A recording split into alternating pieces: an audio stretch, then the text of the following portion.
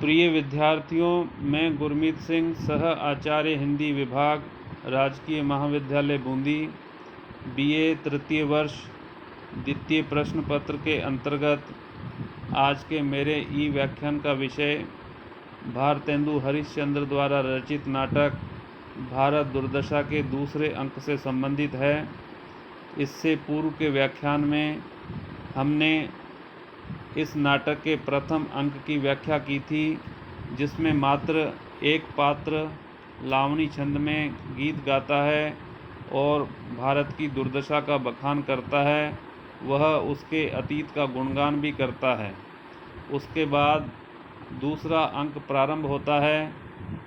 देश, काल और वातावरण के अनुसार स्थान शमशान इसमें बताया गया है, जिसमें टूटे फूटे मंदिर, कौवा, कुत्ता, सियार घूमते हुए अस्थि इधर उधर पड़ी है।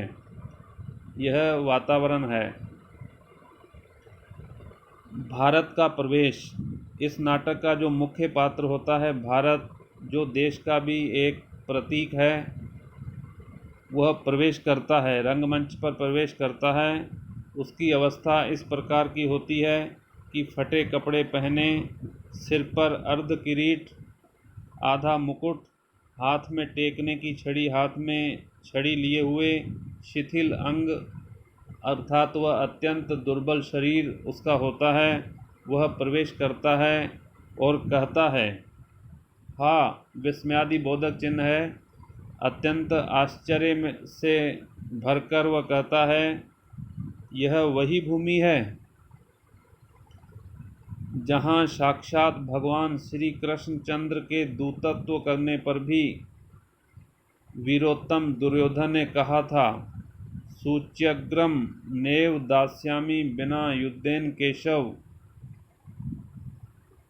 अर्थात भारत कहना चाहता है कि यह वही भूमि है जहाँ पर स्वयं भगवान श्री कृष्ण के पांडवों की तरफ से दूत बनकर दुर्योधन को समझाने पर भी दुर्योधन ने उनको इस प्रकार से उत्तर दिया था कि हे केशव, बिना युद्ध किए मैं सुई के नोक का अगला हिस्सा भी पांडवों को नहीं दूंगा।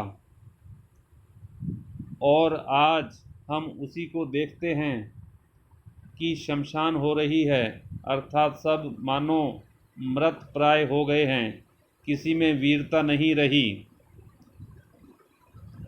अरे, यहाँ की योग्यता, इस देश की जो योग्यता थी, विद्या, सभ्यता और संस्कृति, उद्योग, उदारता, धन, बल, मान, दृढ़ चित्तता, सत्य, ये जो सारे गुण थे, वो सब कहाँ गए? प्रश्नवाचक चिन्ह।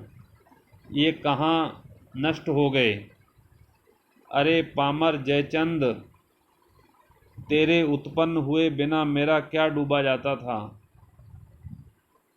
हाय, अब मुझे कोई शरण देने वाला नहीं है।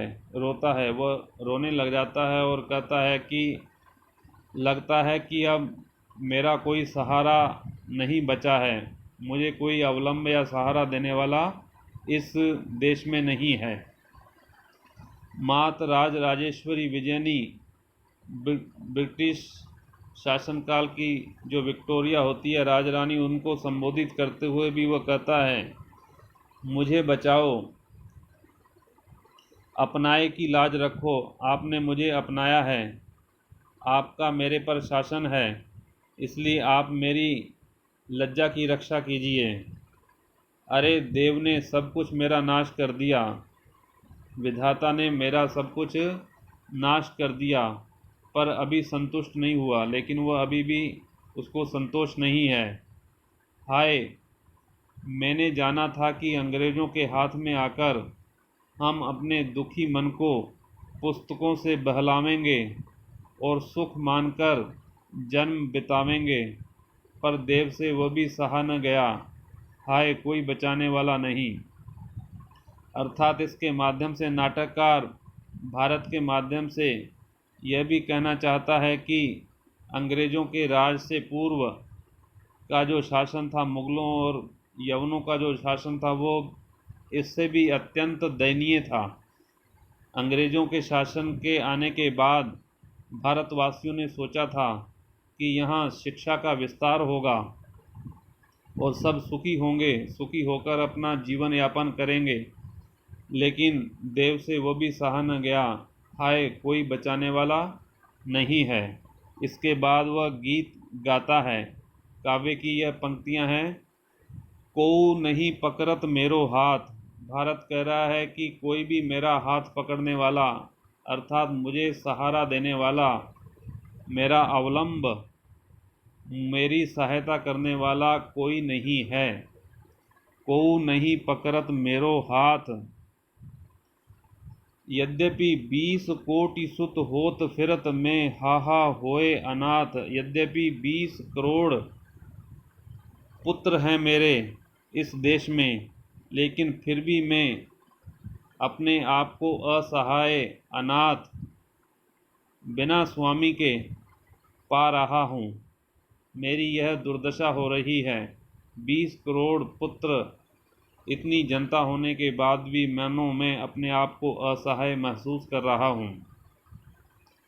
जाकी शरण गहत सोई मारत, सुनत न कोऊ दुख गात। जिसकी भी शरण में मैं जाता हूँ, वही मुझे मारने दौड़ता है।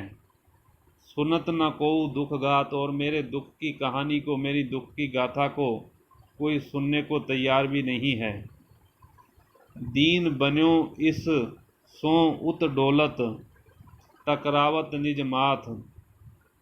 मैं अत्यंत दीनहीन, मजबूर और विवश बनकर यहाँ से उधर सहारे के लिए, सहायता के लिए डोल रहा हूँ। और टकरावत निज माथ, मैं मानो अपने मस्तिष्क से ही टकराकर अत्यंत विवश अपने आप को महसूस कर रहा हूँ। दिन प्रतिदिन, निशिदिन, निरंतर, लगातार विपत्ति बढ़त, मेरी विपत्ति और अधिक बढ़ रही है। मेरा जो दुख है वह दिन प्रतिदिन और अधिक बढ़ रहा है। दिन दिन विपत्ति बढ़त, सुख छीजत। मेरा जो सुख है वह क्षीण होता जा रहा है, कम होता जा रहा है। देत को नहीं साथ, मेरा कोई भी साथ नहीं दे रहा है। सब विधि दुख सागर में, इस प्रकार से मैं सभी तरीकों से दुख रूपी सागर में डूब रहा हूँ।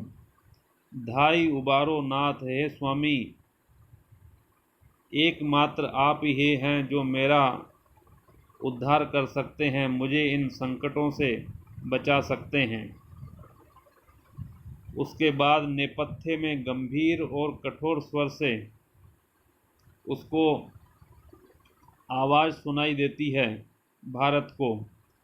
वह आवाज़ नेपथ्य से ही कहती है उसको, अब भी तुझको अपने साथ का भरोसा है, खड़ा तो रह। अभी मैंने तेरी आशा की जड़ न खोद डाली।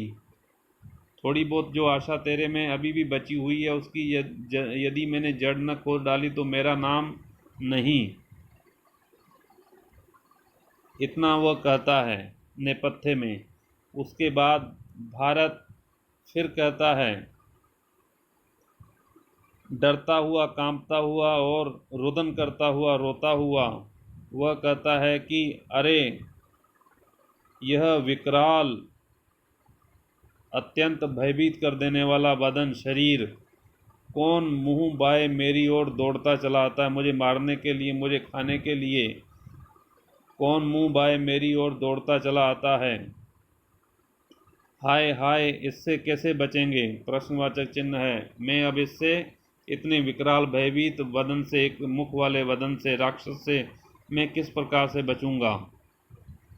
अरे यह तो मेरा एक ही कोर कर जाएगा, अर्थात एक बार में ही मुझे निगल जाएगा, एक ही कोर में मुझे खा जाएगा। हाय परमेश्वर, बैकुंठ में ईश्वर की ओर इशारा करते हुए परमेश्वर बैकुंठ में और राज राजेश्वरी 7 समुद्र पार, महारानी विक्टोरिया 7 समुद्र पार हैं। अब मेरी कौन दशा होगी? अब मुझे कौन अवलंब देगा, सहारा देगा? मुझे कौन बचाएगा इस विकराल बदन से? मेरी कौन दशा होगी? प्रश्नवाचक चिन्ह। हाय, अब मेरे प्राण कौन बचावेगा? अब मेरा जीवन रक्षक कौन बनेगा? अब कोई उपाय नहीं, अब किसी प्रकार का मुझे कोई उपाय नहीं सूझ रहा। अब मरा मैं, अब मरा। इसके बाद वह मूर्छित हो जाता है, मूर्छा खाकर गिरता है, रंगमंच पर गिर पड़ता है। उसके बाद निर्लज्जता आती है। उसकी अवस्था होती है, सिर खुला हुआ है, ऊंची चोली, दुपट्टा ऐसा गिरता पड़ता कि अंग खुले, सिर खुला, इस प्रकार से उसकी वेशभूषा होती है, जैसा कि उसके नाम से ही प्रतीत होता है कि वह अत्यंत निर्लज्ज है। निर्लज्जता आती है। निर्लज्जता कहती है कि मेरे आछत, मेरे होते हुए, मेरे रहते हुए तुमको अपने प्राण की फिक्र वो भारत से कहती है।